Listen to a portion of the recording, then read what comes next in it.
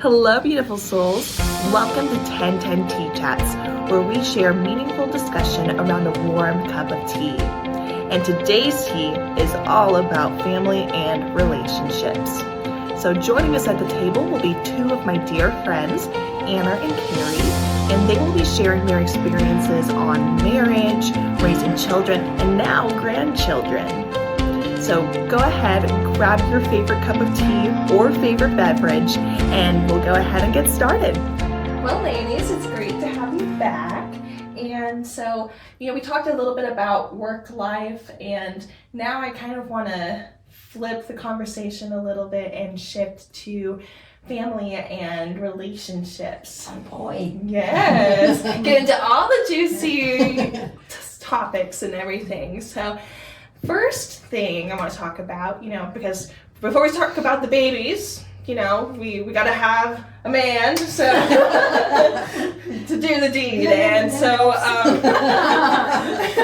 how did your life change after you got married? It wasn't exactly the same, just because you're not with your parents and you're living with just one person and, and getting to know their quirks and them knowing yours, I guess, and just how either the same or different you may be, truly, because I don't think you find out all that stuff when you're just dating. Sure. I mean, unless you date for a long time.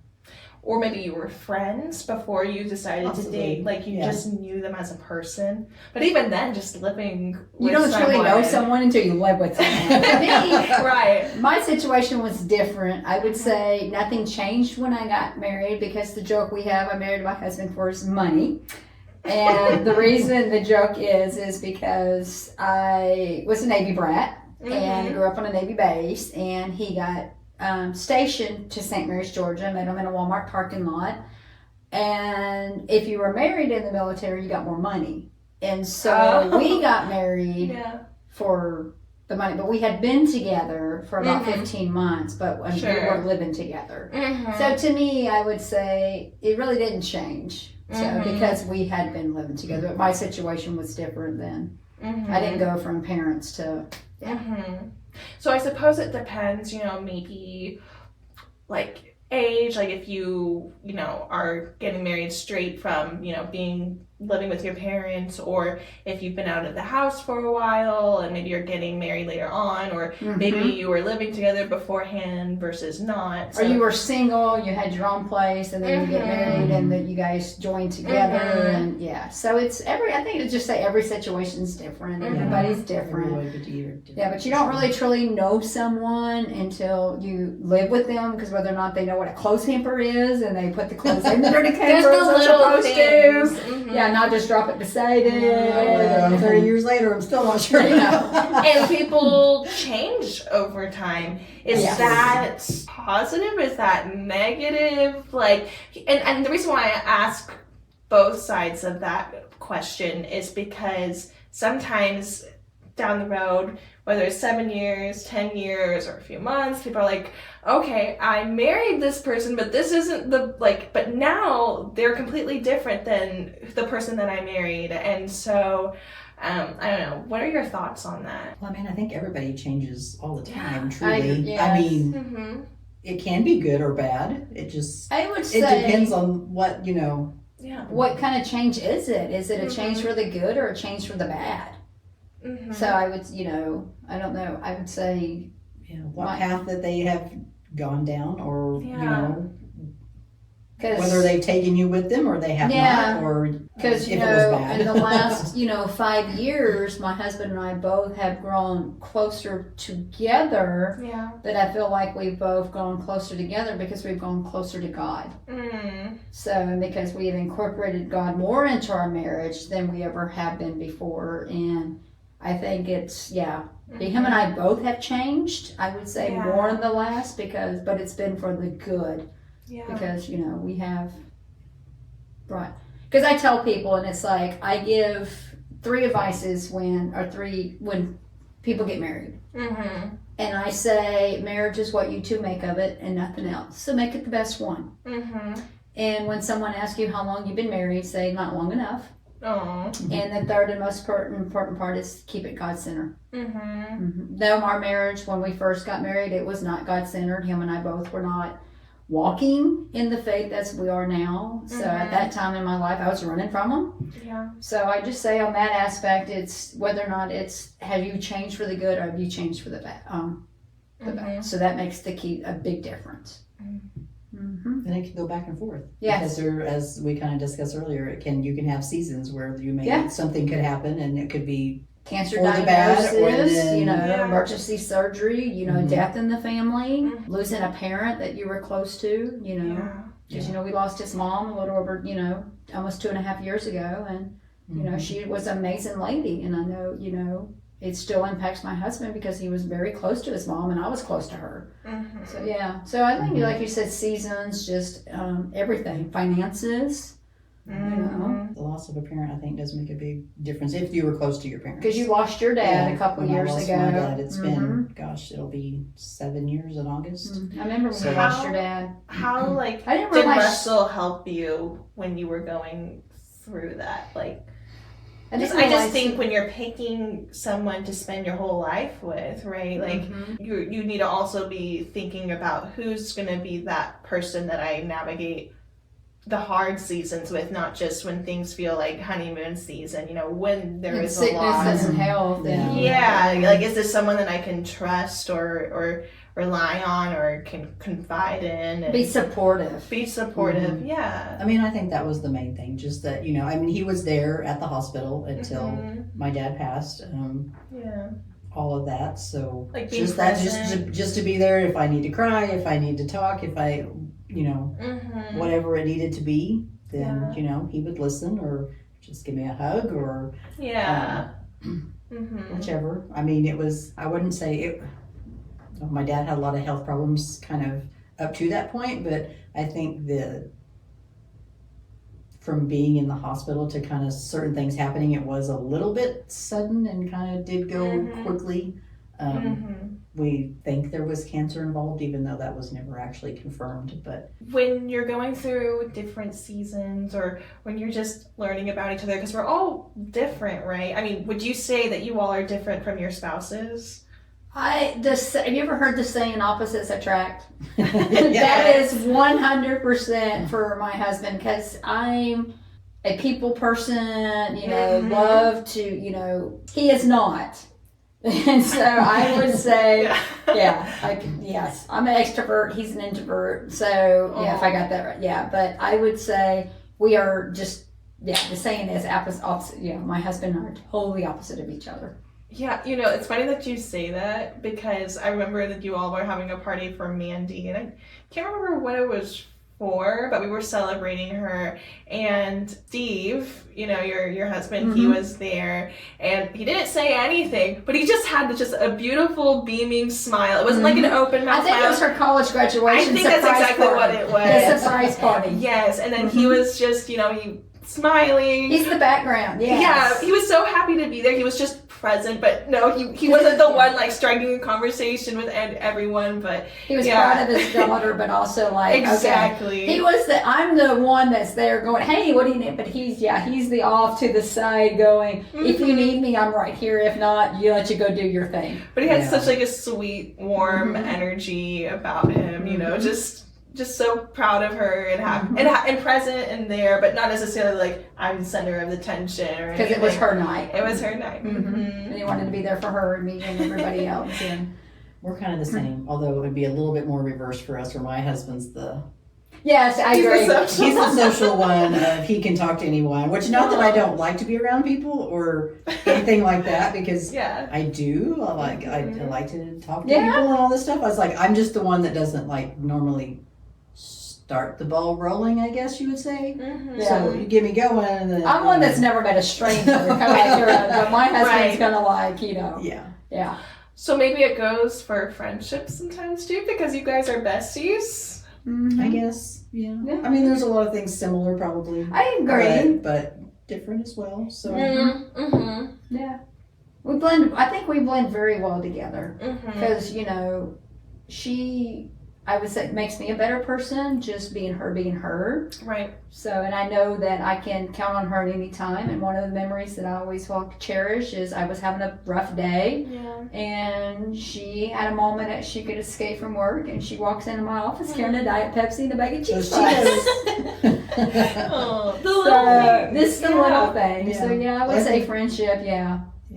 That The means little a things lot. that Just to make a know big that, like, difference. if I need her, I can call it, even if it's 2 a.m. Yeah. She'd answer the phone. So I'm just awake you anyways. know, or whatever time it was, but Without making you feel bad about it yeah, either. oh yeah, no, she would do I that. would be What's more wrong? going, What's going on? Or do I need bail money? Yeah, do I need bail money or do I need to? Are you okay? Do I need a shovel? So, but that's, I prefer hers, everybody has best friends, but I would say is my besties of all besties. And the same thing. I second that same thing. Yeah. I always know that she's not always either a phone call, text away. I know where she lives. She has to give me her address 1,000,001 times. But, I know she would drop everything she had to at that moment if I needed her. And having that friendship, sometimes people think my spouse is all I need. They're my everything, they're my world. And even though, yes, they're at the top of the priority list, is it still healthy to make sure that you prioritize your friendships as well? Yes, as they say, it should be God, your husband, and then your children or whatever. And but sometimes I feel, and all husbands are different, so some people can probably talk about certain things with their husbands, or maybe feel like, and then they may listen and not really hear you.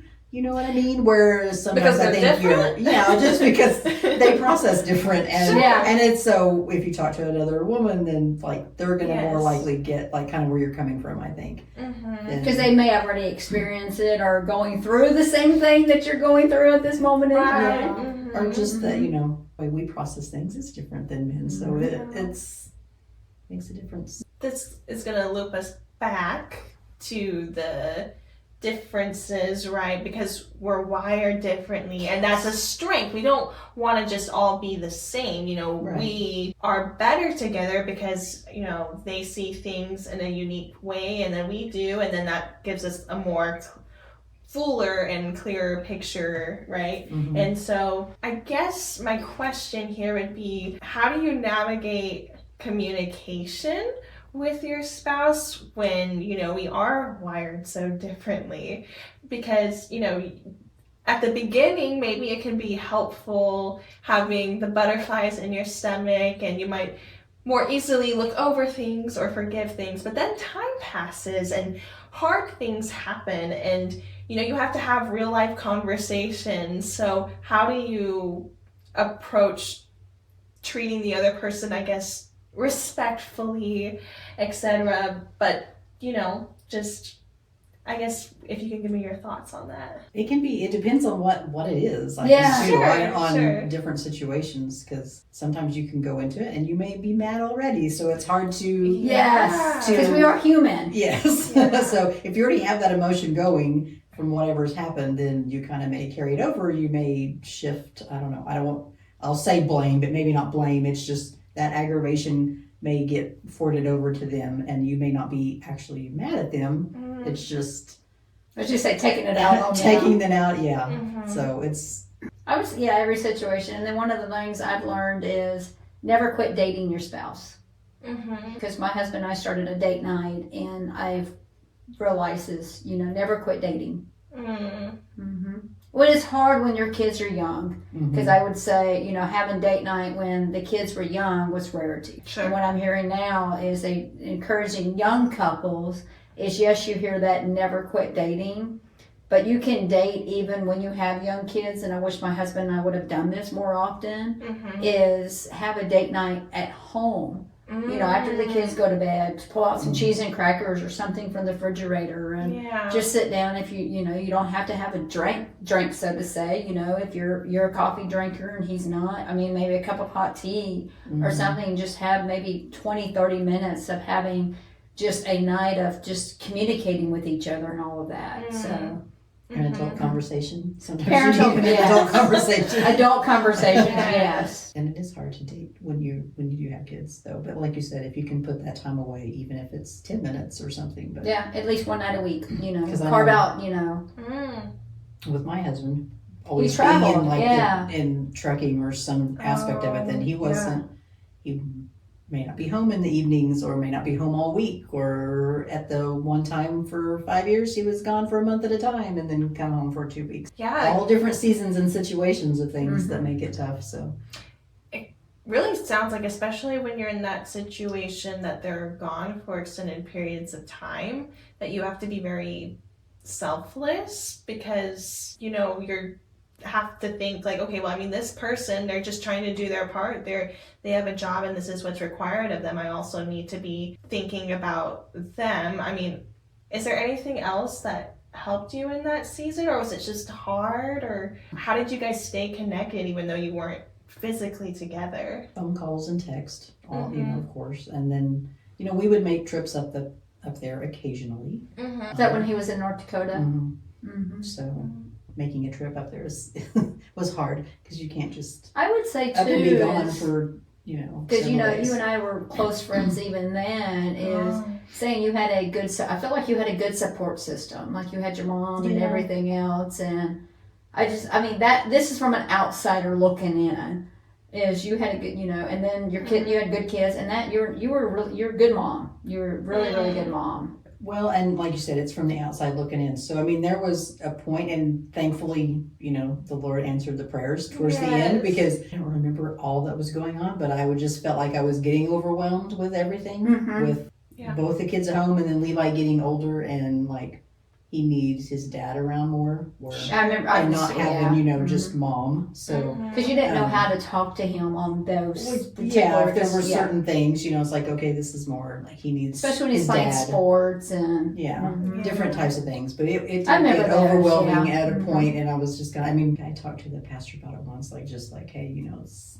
Well, you kind of mentioned it to me a little bit too, that you were feeling overwhelmed, but So just a lot. I mean, and that was shortly after, and everything where he was working just kind of dissolved, and he was back home, and he was able to have a job where he was home every night, and has since. So was it immediately like, yay, you're back home, or was it a little bit of an adjustment, because you went from not seeing him regularly to like, oh, you're here all the time? because how you put that, you're here all the time. I mean, some people are like, I need breathing room. A little bit of adjustment, just because you get used to even sleeping, like, they're not there. You Now can't they're sprawl there, anymore. it's like, and your husband may snore. Mine does. Oh my God. Ask Anna ever call me, she'll tell you. Mine snores. So, She thought he was, Oh. different aspects. So it takes a little bit to kind of get back used to all of it again, but for the good. So. Yes. So little quirks and things like that, snoring and like habits of like you. Are they bed hog? Are you or a bed hog? Or blanket hog? It's too hot in here. It's too cold. Or why didn't you just think to take out the trash? It's full. Or like little things that seem like common sense to you, but they grew up differently. They had a different background and all of that. And so how do we, I guess, have empathy in those situations? How do we make sure that we don't just blow up emotionally and just kind of lash out at them, be like, really, again? like because we don't sometimes you just do it. And you don't even just think do about it. Yeah. Yes. But would you say though, like that's kind of, as women, like we need to support our man and remember that we're on the same team, like they're not our enemy, and like just be humble in those moments and say like, hey, I'm sorry, I shouldn't have lashed out on you that way, but just going forward, I would appreciate if you would do this, because I mean, they can't change something if we don't let them know, and it might take a couple of times possibly for it to stick, and maybe they have attitude, but it's like at least we can have peace knowing that we did our part. It's fun, yeah. Carrie and I both chuckle going, we did it. Yeah. I mean, it goes both ways. It does. On that side of it, but yes, I mean, and sometimes it's hard to apologize. But it's better. I agree it's with better that. if you do, but it's sometimes it takes a little bit, and sometimes you may think you're right and you're waiting for them to apologize, which I've been in both cases. And I think sometimes, maybe an apology, sometimes just a hug. Because, just walking in, you know you're mad at each other. Yeah. And just walking in and just embrace that person with a hug. Sometimes just all of a sudden you're like, what was I mad at you about? You know what I mean? Because I would say sometimes words don't have to be spoken. They're understood through actions and through actions and body. Because there's been a lot of times where just I walk in and just give them a hug and and then just not hold on to it. Maybe Don't that's hold another on to thing it. too. Like, are we like holding on to grudges and kind of like waiting for the next time they're gonna do something? Be like, oh, see, there you did it again. I am guilty of that sometimes. Yes. Yeah, I think too is more of maybe hanging on, or like you're saying, reacting to it, because sometimes you could have triggers and you don't want to. Sometimes embracing that person with a hug is you're preventing the triggers. Yeah. Maybe Because triggers could be from a previous abusive relationship or a previous, bad childhood or whatever. But I think too, you mentioned earlier, like where you say like take out the trash or whatever, and you instead of, I guess you would say, nagging or whatever. But reminders. But then maybe if you do have an argument or say something just out of whatever, frustration, or asking like, well, why didn't you do that or whatever? You shouldn't say or do this and I think it goes back to asking them instead of telling them. And I am very, very guilty of that, and I know it, and I'm trying to. But we're growing, like we're learning. Like, it's not like that we have everything figured out, because that's not realistic. It's more just like, we're talking about it, we're processing through it, and we're like, okay, there's room here, there's opportunity here. Yes, because I feel like I'm kind of that way. I need to be more respectful in the way that I say things to him, and not just kind of be.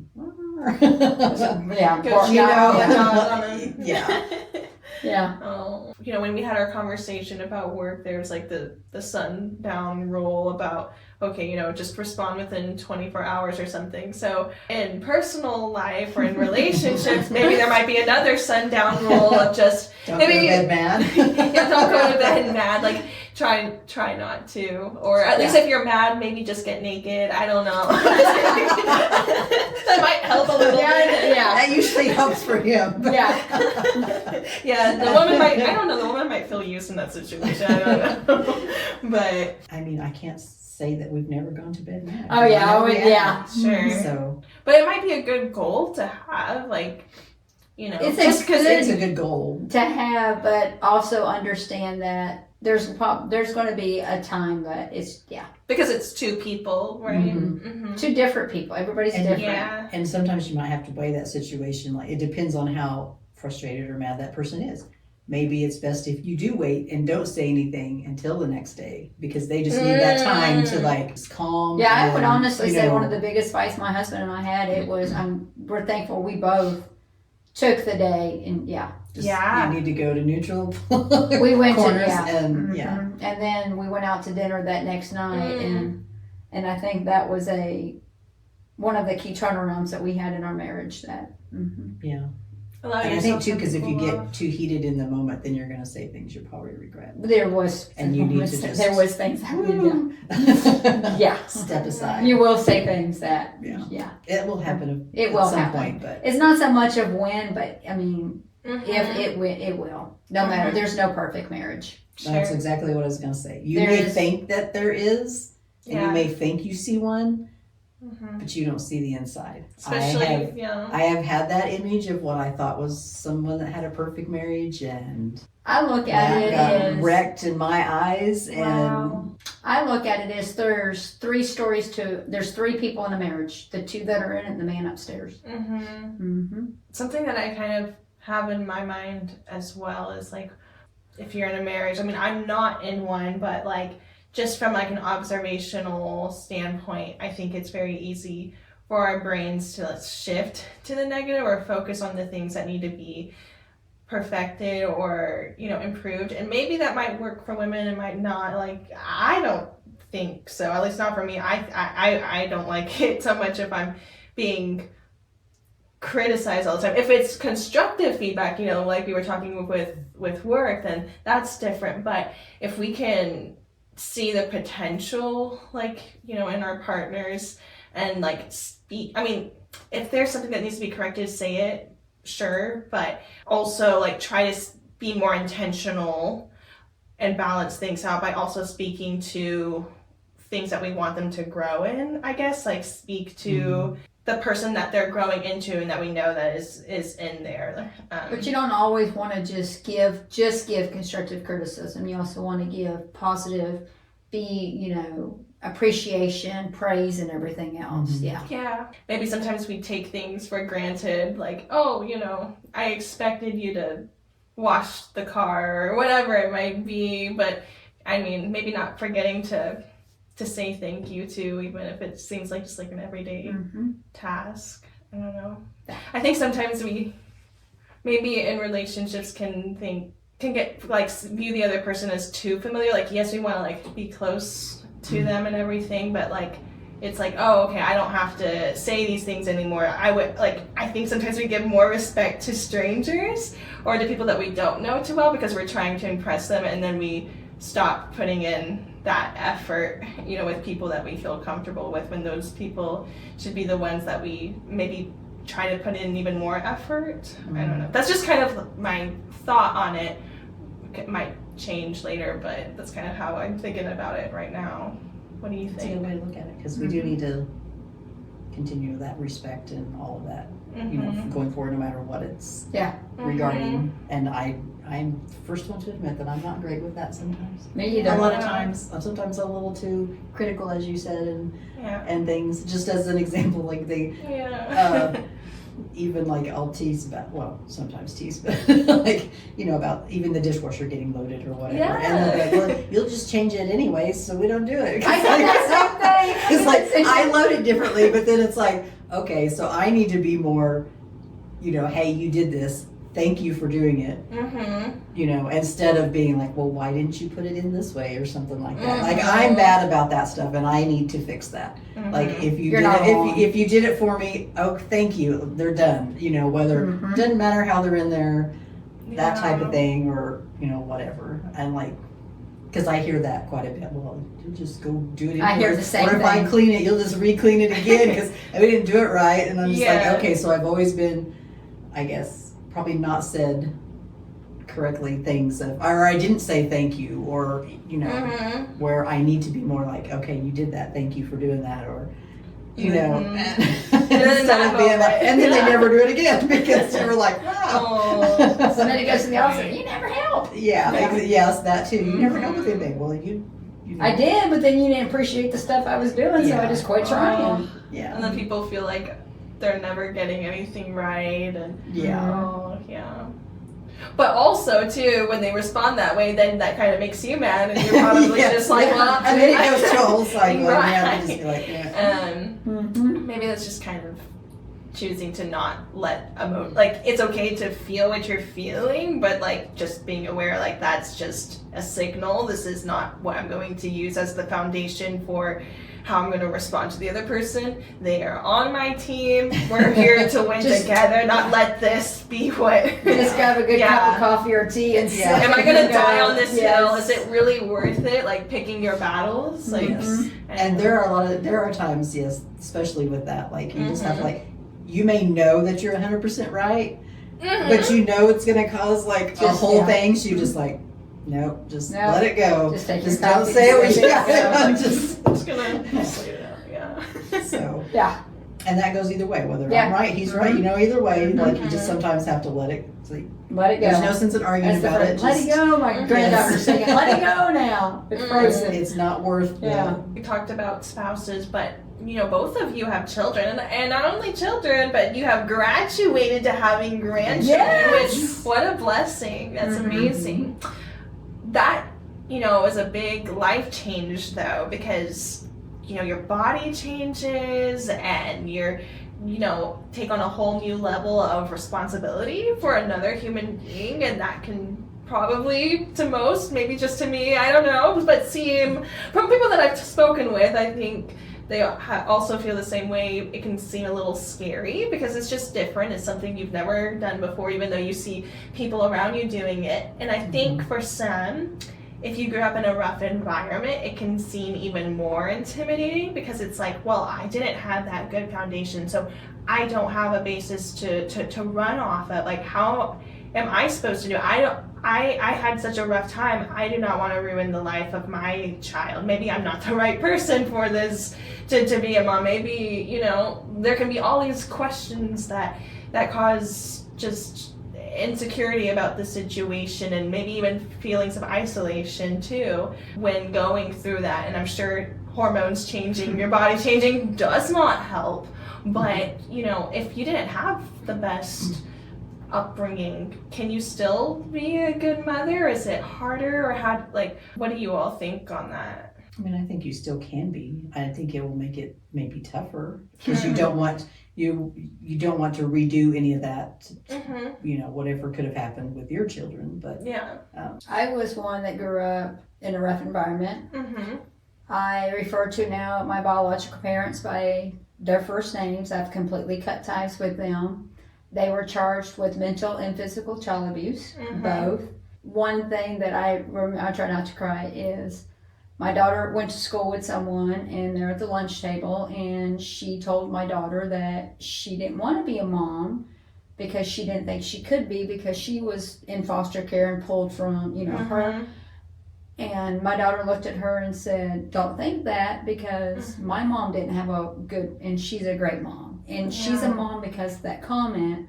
And one of the deals that I feel like maybe God spoke to me about it. If I see a child say that, my answer was them is, yes, you can be the mom you wish your mom would have been.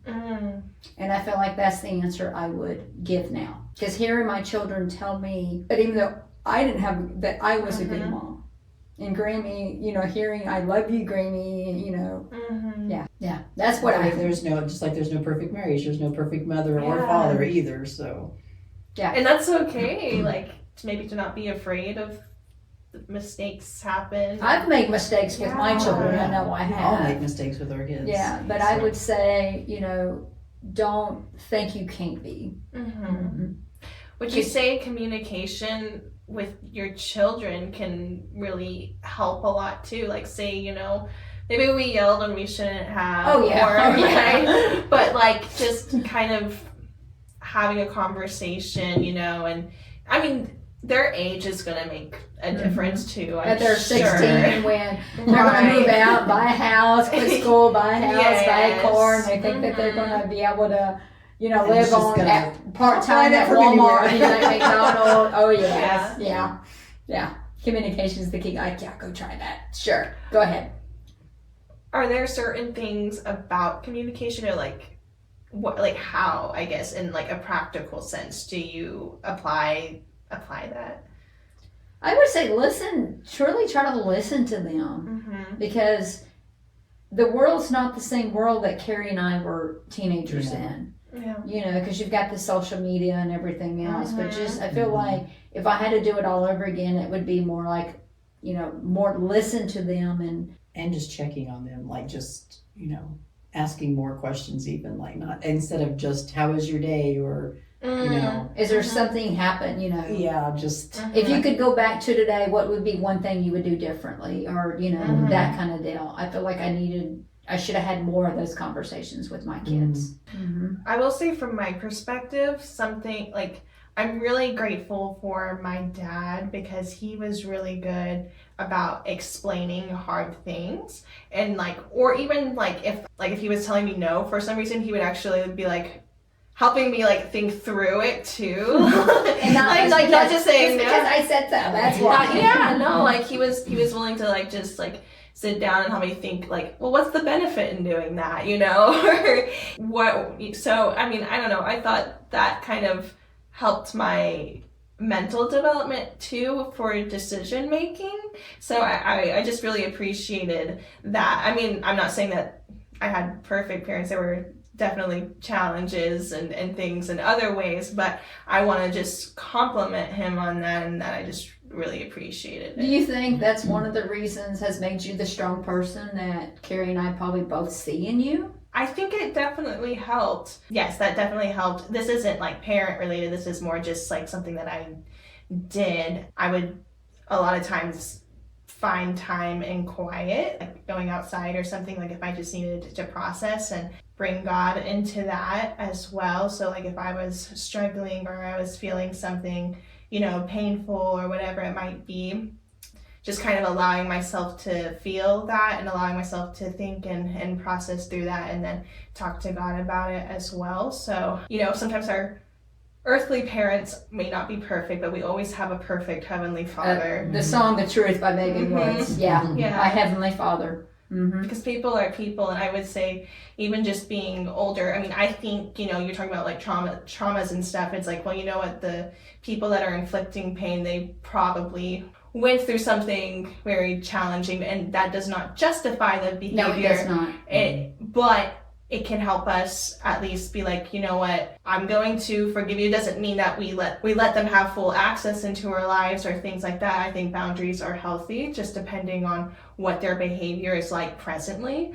We should care more about people's souls than what's being, I guess, it's hard to articulate a little bit, but we need to really be caring about like people's souls and forgive as well, because it says in scripture that we fight against principalities and spiritual things, and not to forget that, and to remember, like, at the end of the day, the battle's not against people. There's a spiritual world behind everything as well. And so when people fall short, like, I think one of the most powerful things we can do is pray for them, even if our feelings don't align with it. I've had a friend, she was like, that actually ended up bringing reconciliation at the end with a friend that she had a dispute with, and like they weren't in contact for a few years, but God pressed on her in her heart, like, I need to pray for this person even though I don't want to. The last thing I want to do is pray for this person. But then over time, her feelings did align, and she truly ended up caring about what is best for that person, not just like what was done. And, not all relationships are going to be reconciled, and that's something that's hard, and there's a grieving process through that. But when there is the opportunity for it, it is still something maybe we should try to hope for, if possible, and both parties are willing. Both parties are not always willing, but fortunately in this situation a few years later, this person and my friend did end up reconciling. And not only that, the other person, she was an atheist, but then she ended up becoming a Christian as well over time, which